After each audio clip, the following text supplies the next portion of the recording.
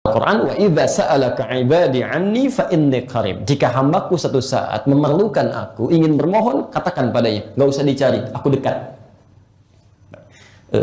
Anda bertanya, ini ustadznya mana ya? Belum datang. Jawaban pertanyaan, aduh, belum ada informasi. Jawaban kedua, sudah dekat kok, insya Allah tiba. Mana yang lebih menenangkan, satu atau dua? Dua. Karena itu Allah memberikan ketenangan dengan satu harapan yang tidak membuat orang banyak mencari. Jadi kalau Anda butuh sesuatu dengan Allah, nggak usah pergi kemana-mana. Allah dekat. Nggak usah datang minta perantara. Ada yang datang ke gua, ada yang datang ke gunung, ada yang datang ke tempat tertentu. Kata Allah, nggak usah dicari, saya dekat. Ya, saya dekat. Anda bisa langsung mohonkan kepada saya kalau mau, kan? Yang paling menarik, biasanya kalau kita ingin mendekat kepada Allah, motifnya apa? Ada apa biasanya? Ada sesuatu yang ingin dimohonkan. Karena itu langsung dijawab oleh Quran. Saya agak sedikit cepat.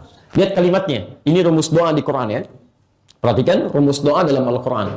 Ujibu da'watad da'i idza da'ani. Ujibu da'watad da'i idza da'ani.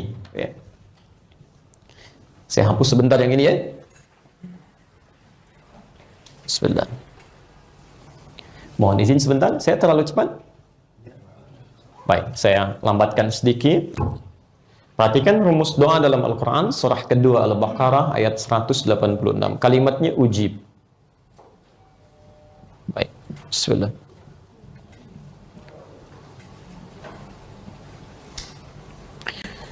Fokus. Bentuk ini dalam ilmu saraf dikenal dengan fi'il mudhari'. Ya kan? Fi'il mudhari' itu kalau paling mudah dipahami dalam bahasa Inggris itu memiliki 3 makna. Bisa berarti present, ya, saat dimohonkan sekarang. Bisa berarti continuous, ya. Ya. Bisa berarti future. Sekarang, terus, atau nanti. Perhatikan, kata Allah, sifat doa itu kalau dimohonkan kapanpun kepada Allah, itu pasti dijawab. Mau sekarang kita minta, mau nanti kita minta, ataupun kapanpun kita mohonkan. Jadi sifat doa itu seharusnya kalau dimohonkan pasti dijawab. Jadi tidak ada doa yang tidak dijawab. Bahkan nanti Allah menegaskan, ya, wa qala rabbukum ud'uni astajib lakum. Ya, Allah menyampaikan, berdoa kepada saya langsung jawab. Ini menarik ya, ingat kalimatnya, kalimat Qur'annya, tidak ada doa yang tidak dijawab. Ingat, setiap doa pasti akan dijawab. Entah itu sekarang dijawabnya, besok dijawabnya, lusa datang jawabannya, atau saat kita belum membutuhkannya Allah berikan di alam kesempatan yang lain. Ya. Karena doa itu saat dikabulkan, bukan mengabulkan apa yang diinginkan, tapi apa yang dibutuhkan. Ya. Ingat sifatnya ya, Allah tidak mengabulkan apa yang kita inginkan, tapi mengabulkan apa yang kita butuhkan. Ya, saat kita butuh itu yang diberikan. Kalau baru ingin, belum tentu diberikan. Anak bapak ibu ingin dibelikan motor, usia masih 5 tahun. Anda mampu membelikannya. Dibelikan tidak? Tidak. Anda tunggu sampai dia mampu kan? Ya, jadi bukan berarti Anda nggak mampu untuk memberikan, tidak. Anda berikan saat dia butuh nanti. Nah, sekarang perhatikan. Persoalannya, kata Allah, kalau seseorang berdoa, menyebut namanya, ini, ya Allah, gitu kan? Baik. Kata Allah, ujib, saya pasti jawab. Sekarang persoalannya, ada orang memohon kepada Allah yang ia butuhkan, bukan yang ia inginkan. Tapi jawaban ini belum datang. Bisa lambat, atau tidak sama sekali. Apa penyebabnya? Jelas di sini? Pelan-pelan. Jadi seharusnya ketika orang bermohon kepada Allah, itu akan selalu dikabulkan oleh Allah, jika yang dimintakan kebutuhan. Nah, sekarang seseorang bermohon kepada Allah atas apa yang ia butuhkan, pelan-pelan.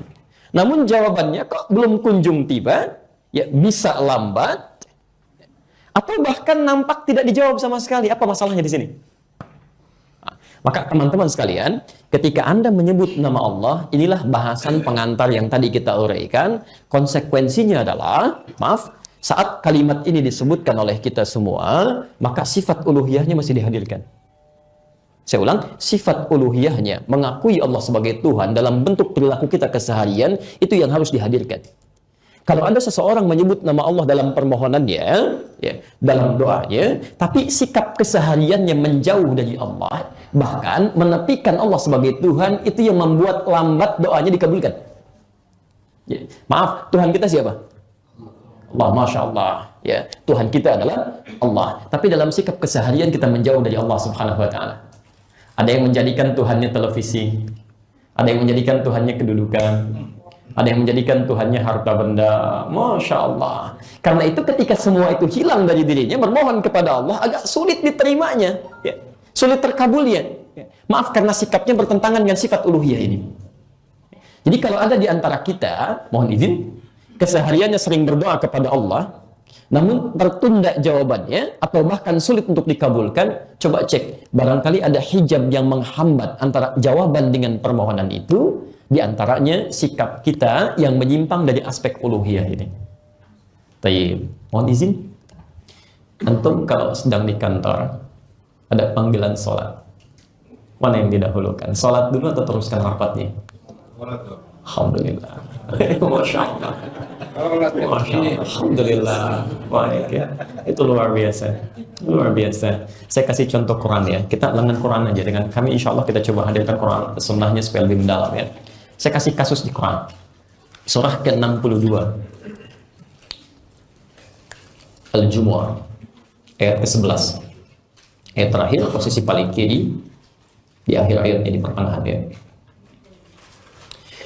Baik, di awal masa Islam, saya ulang, di awal masa Islam, kemudian muncul perintah dari Allah untuk menunaikan ibadah sholat Jumat. Sebagian orang-orang yang belum terbiasa dan belum paham hukum khutbah Jumat itu, saat mengikuti khutbahnya Nabi, tiba-tiba qadar Allah ada kafilah. Kafilah itu barang dagangan ya, yang baru dibawa lewat samping masjid, menawarkan diskon luar biasa. Di barang baru diskon sekian persen dan sebagainya. Ya, saya kasih ilustrasi lah, ibu kalau sedang belanja gitu kan, ada panggilan sholat, baik.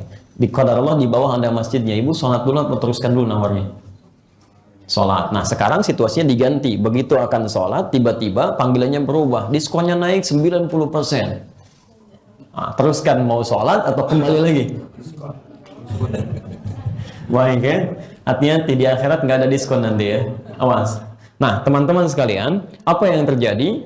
Ternyata Nabi SAW ditinggalkan oleh sebagian orang yang ada di situ, di masjid sedang mendengarkan khutbah, mereka mengejar itu, ya, tawaran barang dagangan tadi.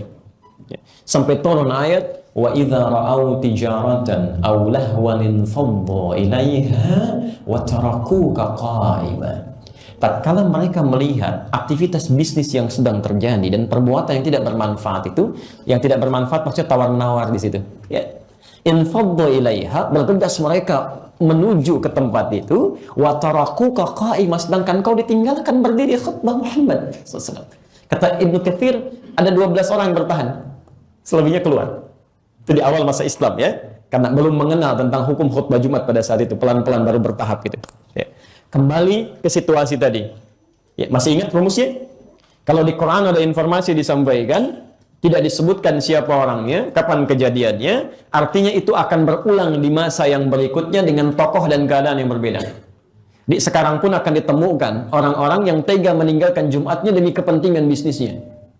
Demi Allah saya katakan, antum misalnya, mohon maaf ya, sedang dihadapkan pada proyek nilainya 100 miliar rupiah. Setannya datang di situ, mesti ditandatangan pas di waktu Jumat. Kalau Anda lewat dari situ, Anda kehilangan proyeknya. Tapi kalau Anda kejar proyeknya, Anda kehilangan Jumatnya. Anda pilih mana? Dan tidak ada pilihan kedua. Baik, yang ketiga tidak ada, gitu. Cuma dua itu. Anda pilih mana? Itu tidak mudah. Itu tidak mudah. Karena itu, lihat kalimat Qur'annya. Qul, katakan pada orang-orang yang orientasinya cinta dengan dunia itu sampai menggadaikan Jumatnya, ma indallahi khairum minal lahwi wa minat tijarah. Kalau Anda kejar apa yang kami siapkan di Jumat itu kami akan berikan yang terbaik lebih daripada aktivitas bisnis yang kamu kejar itu. Bahkan bahasa ujung ayatnya sangat tegas sekali. Lihat kalimatnya ya. Wallahu khairur raziqin. Kata Allah, saya Allah yang ngatur rezeki, bukan kamu. Saya wafatkan kamu sekarang, Jumat tidak kamu kerjakan, bisnis tidak kamu raih. Betul ya? Baik, saya ngatur rezeki bukan kamu, saya wafatkan kamu sekarang, nggak akan dapat kamu dua-duanya. Tapi poin yang mau saya sampaikan, nah ada fenomena-fenomena dalam kehidupan yang lisan kita mengatakan Tuhan kita Allah, tapi aktivitas dan perilaku kita menuhankan yang lain. Awas, hati-hati. Sekarang kita sedang dihadapkan pada persoalan-persoalan demikian. Ya. Baik, Bapak Ibu sekalian, ada Al-Quran, ada Al-Quran. Mana yang Anda ambil? Al-Quran kan? Baik, sekarang ada orang-orang tertentu yang menepikan Qurannya, dia ambil Qurannya. Ingat, Quran itu sering dibaca, bisa menumbuhkan aspek logika, menguatkan pengetahuan. Al-Quran sering dibaca, bisa menumbuhkan kekuatan iman. Jadi orang sering baca Quran, informasinya semakin kuat. Orang sering baca Al-Quran, imannya semakin kuat. Yang jadi persoalan, ketika ada panggilan meminta iman kita untuk meresponnya, karena keseringan baca Al-Quran, tidak pernah baca Al-Quran, Qurannya nggak mau muncul tuh imannya. Ketika ada panggilan iman, imannya nggak muncul. Karena keseringan baca yang lain. Akhirnya apa yang terjadi? Bahkan ada orang-orang, mengambil ayat-ayat Al-Quran, dibawa oleh dia untuk dialihkan pada kepentingan dunianya, meninggalkan aspek ketuhanannya.